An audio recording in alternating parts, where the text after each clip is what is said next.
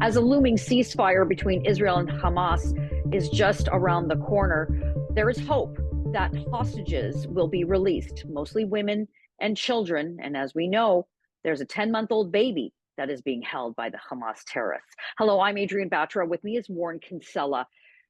To be honest, the confidence level that, frankly, or get what I think most people have is that Hamas is not going to adhere to any type of ceasefire in order to allow the hostages to be released. Israel is giving up a lot here, releasing potentially hundreds of prisoners. Your take on this, Warren? You've been around discussions and you've seen this iteration happen over and over again. So, what's your take on what Israel's given up, and will Hamas adhere to it? Well, it's taken a while, as we've seen, because Hamas went dark, for example, about 24 hours ago, and they had difficulty reaching them. The Qataris are acting as the intermediary here. It had to be approved by the Netanyahu cabinet and government.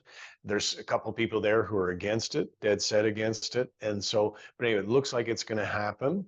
There's been disclosure about the names of those who are going to be freed, and they are hostages. They're not prisoners of war. We're talking, as you pointed out, babies. We're talking about children, toddlers who have actually celebrated their birthdays in the clutches of Hamas. So it's been terrible for those people.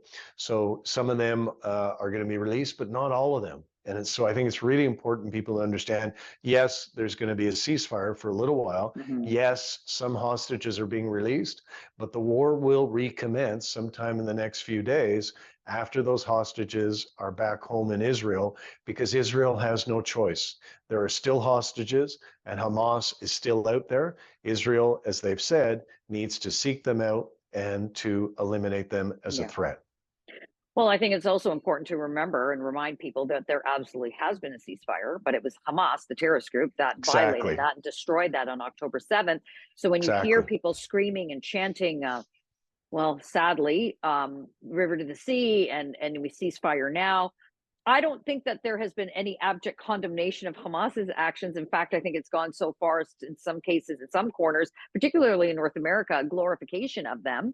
But I just want to talk about the moving forward, and so much of the war is propaganda, and it happens in everywhere. There's military propaganda, there's media propaganda, there's on the ground propaganda. We all know Hamas uses civilians as human shields.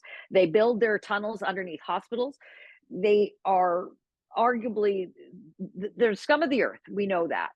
But now that some of these hostages getting released, they will be interviewed by the media. They will be interviewed by the Israeli Defense Force. They have to be careful because so many of their family members, so many people are still being held hostage. Isn't that part of what we have to be careful of when we hear from hostages that maybe talk about how they were treated by Hamas? Yeah, and we will hear from them. But, I would imagine every single one of them, Adrienne, is suffering from PTSD. And this most extraordinary, some of them would have seen family members and friends and neighbors murdered and butchered by Hamas on October 7th. So I don't think people are going to be in any position to be interviewed by those of us in the media immediately after their return to Israel. But that story will be told, and it's important to be told. Like, we're learning things every day. Like the hospital that was supposedly blown up, well, it wasn't blown up. It was and it wasn't Israel who did it. It was the other side that did it. And now we're learning it wasn't a hospital. It was basically command center for Hamas. There's tunnels on it. There were weapons throughout. That's where they were holding some of the hostages in that so-called hospital. So there's a lot of truths that now still need to be told. And I think that's what we're going to see in the coming days. However, the problem is, of course, Israel is always held to a different standard, not by you and I, but they always have to provide proof. Like when Zelensky didn't need to say Ukrainian women are being raped and Ukrainian families are being killed and Ukrainian infrastructure is being destroyed. He didn't need to say any of that because people believed it already. Israel's going above and beyond to prove what's happening in Israel at the hands of Hamas, because there's the anti-Semitic perspective of too many union leaders and students groups and academics. They're just really unfair, and they're treating Israel in a despicable way.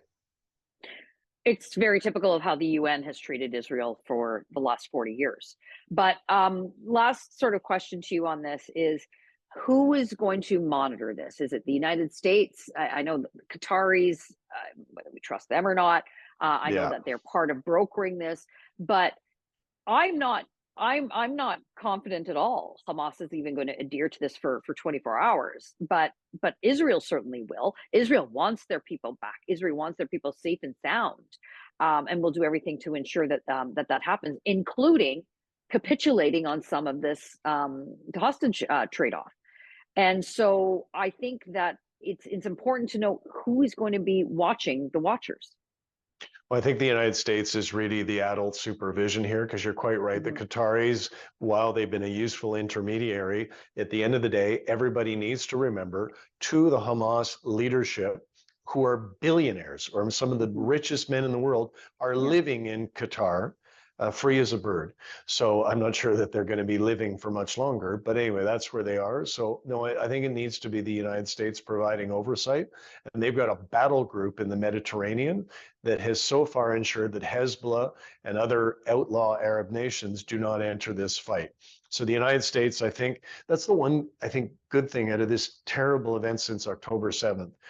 The United States is back. The United States has reasserted itself as the only superpower, the only global superpower that we've got. And, thank God we're on their side, because, Biden, despite the many misgivings Americans have about him, this is one file that he has done well. And, if we get those hostages back, we get those babies back, I think that's a big victory for Netanyahu and for Biden. Well, let us know what you think in the comments below. Will the ceasefire last? Will Hamas even adhere to it? Go to theTorontoSun.com and hit that subscribe button. You can read commentary from Warren and all of our other Toronto Sun columnists, and coverage that you will not find anywhere else.